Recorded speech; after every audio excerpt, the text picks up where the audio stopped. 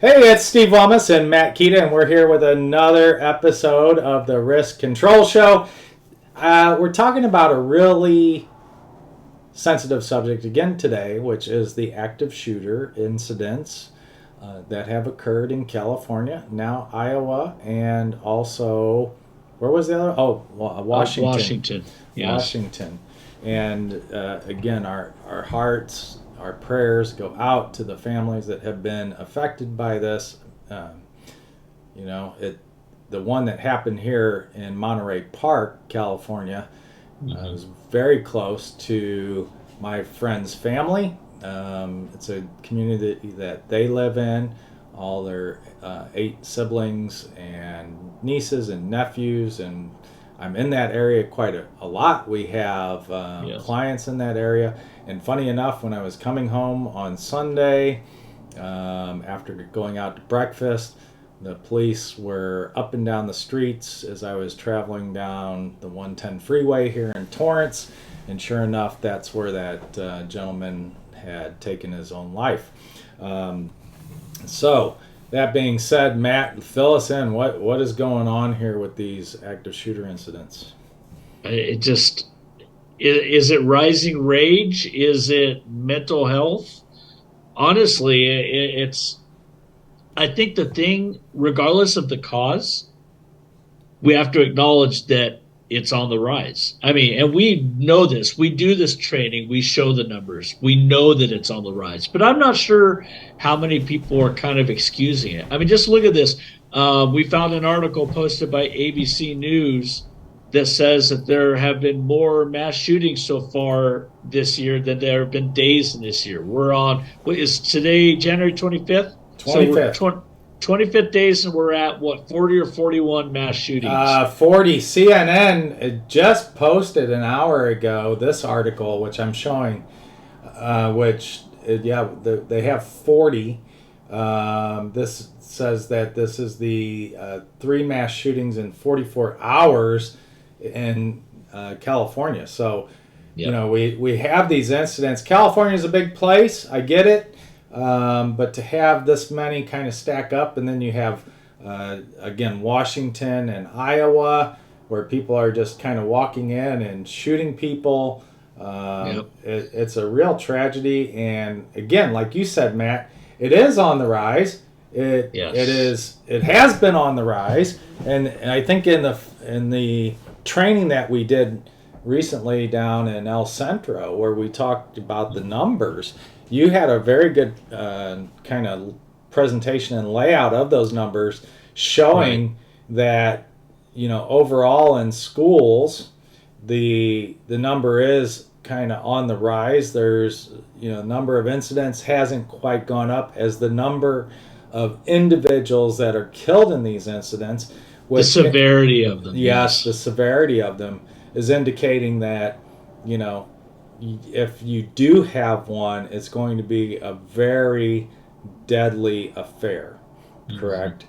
Yes, it's going to be traumatic. Look, we've said it before.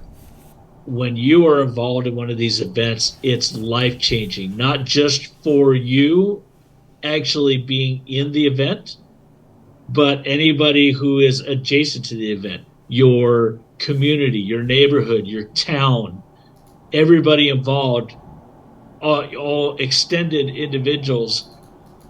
I think that's the thing, that this is something that we focus a lot on in the training, that I think that people don't understand. And that's that, yes, perhaps the actual chance of it happening is so very low, but the risk of what is going to be at stake if it does, the incredible, massive tsunami waves of emotional and physical and traumatic experience that is going to wave over everybody, even remotely connected to the event, is massive.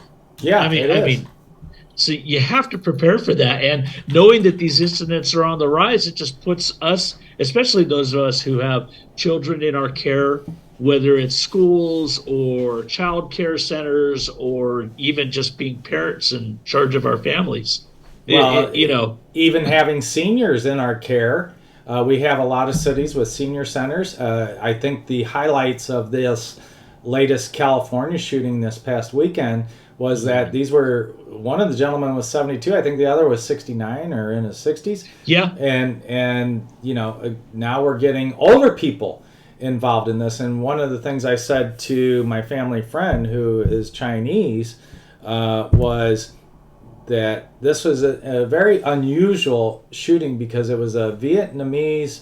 Again, this is all alleged. I don't know all the details yet, but yeah, alleged Vietnamese man on a Chinese community, and that just is not typical of the types of shooters that we see on a routine basis. So our unhinged rage, our victim mentalities, our I would say this lack of care or consideration for human life, and couple that with the decrease in penalties and arrest and all this stuff that's going on with crime, we find that, hey, it's a-okay just to take a gun out and shoot people when we don't like them, right. And so that type of mentality and culture is starting to permeate all aspects of America. And no matter what we say, most people are law-abiding gun owners. Of course. But when you get in that mentality, that's just part of the plan. So you look at how do we carry those things out? Well, guns make it very easy to do that. So, Yep. Yes, they do. I think this is atypical. Not to say it's not devastating, but when you look at this, it just doesn't fit. And so you have to ask yourself, why is this occurring here where it is occurring? We have the most strict gun laws, not anywhere and everywhere, but we are at the highest points in California on gun laws, and we still have these types of incidents. So, enacting more laws may not do it, may not fix the problem. It's a cultural mindset that we have here in America around guns. And I don't know how we fix that specifically. So you have to protect against it. So exactly. When we look at that, like, how do we protect against it? Sorry, Matt, I just covered you up. No. But you're hitting the right point. Is that, look, there's this culture in America. We can have different opinions about why it's there or how to fix it, but we can all acknowledge that it's there, right? Right. So us as safety individuals, or for those of you who are yourselves in the business of providing safety to others, regardless of how you feel about guns and gun culture and how that is, you have to prepare for it. Right. And there's a lot to do. So I put on the screen here, Matt, the active shooter to do. I think you have to start with reviewing your plan. If you don't have a plan, you need to write one. You need to hire us. We can help you with that. We can help design it. You need to review your facilities. Walk around. See what's out there. We just did the risk control show on the Wi-Fi networks. What can people see? What do you see? So many times we fail to do this aspect of it. Where are the cover and concealment areas in your facility? You got to learn where to go, how to get off your campus, how to get off your organization's property if you're on the private sector, how to get out, where to go, where the blocks are. Sometimes they lead out to fields or fencing that you can't seem to get over.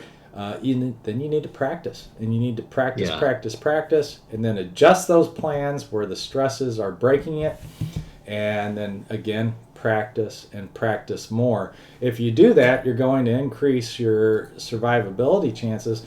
But the other piece to that is actually making sure that you are reacting with prompt action.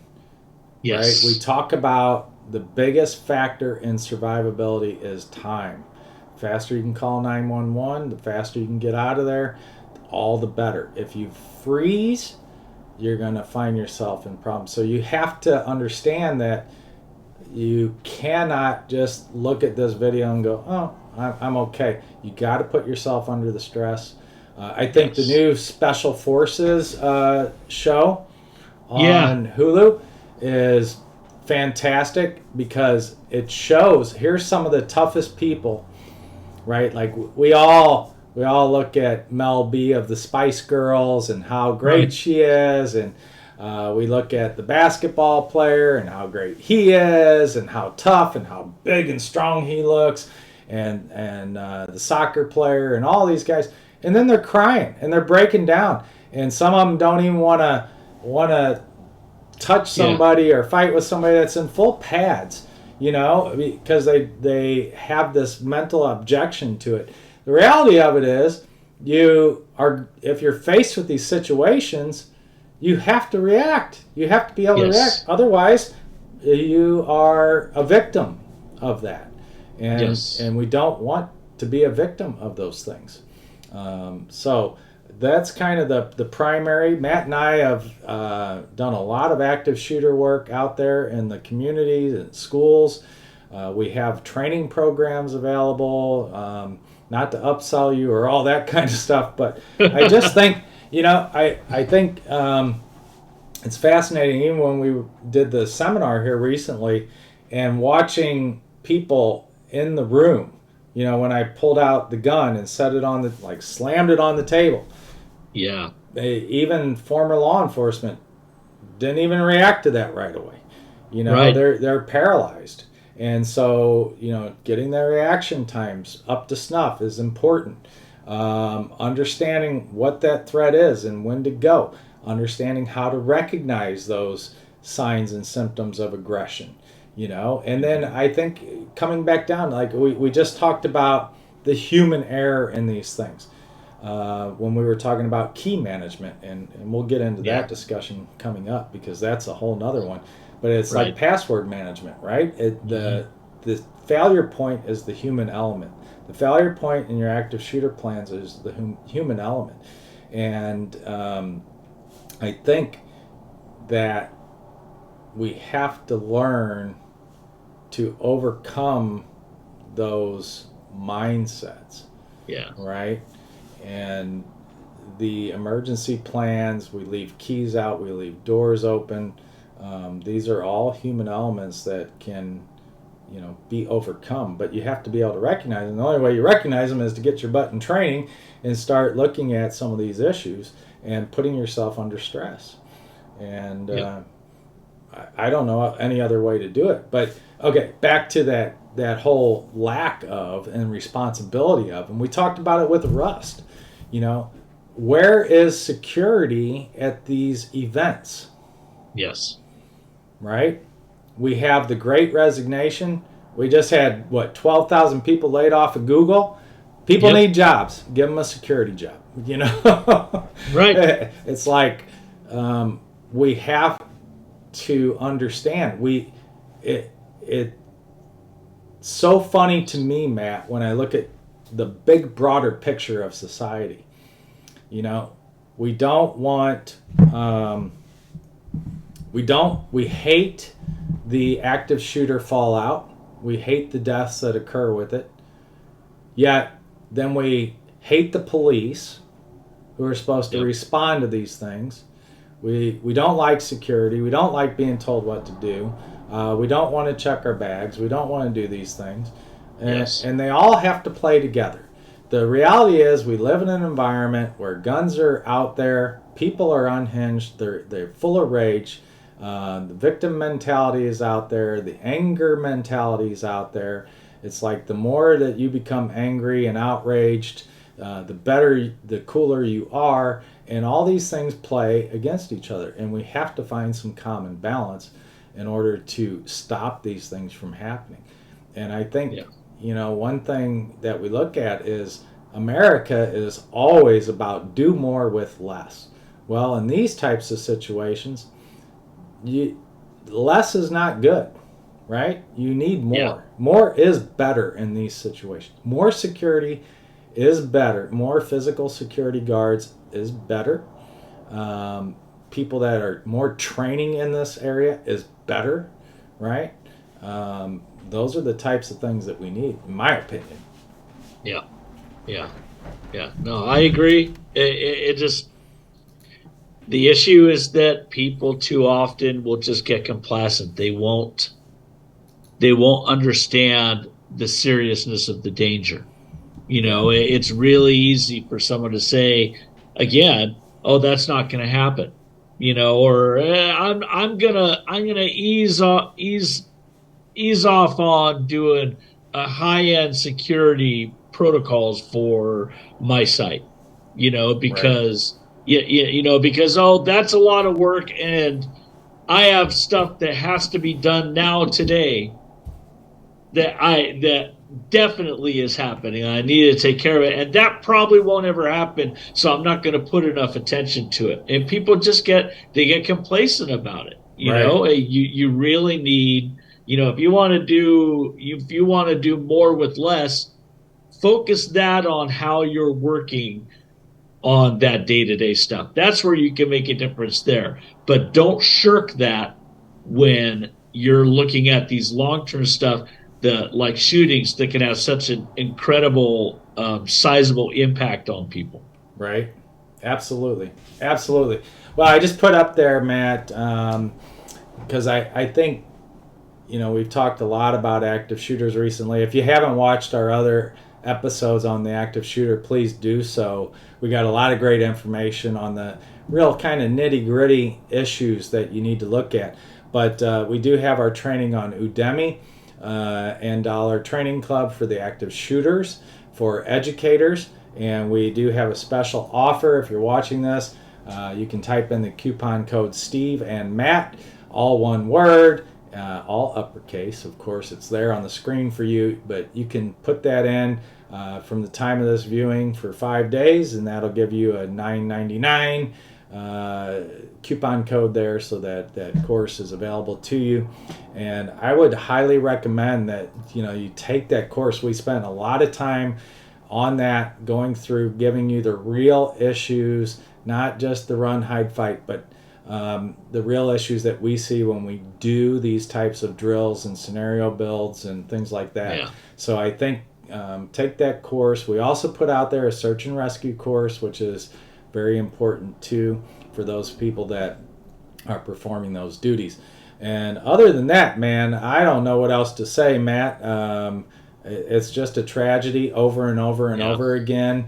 And I'm proud of our districts that we work with. They've taken great strides, and I think they're really well protected. But I feel for these communities that haven't put in the time or effort on it, or Yes. don't have the people in charge that really care. I think that Rust episode that we did about the lessons learned there is tangential to this. Yep. How many people say this or that, and we just dismiss it. We have to start looking at those things. So please tune in. Make sure you subscribe. Don't forget to check us out on Udemy or Dollar Training Club, and you can follow us on YouTube as well. And we will be posting some things live to LinkedIn, and we hope to see you. If you have any comments or questions, please leave those so we can respond to them. We're happy to do so, and we look forward to hearing from you. We'll see you next time.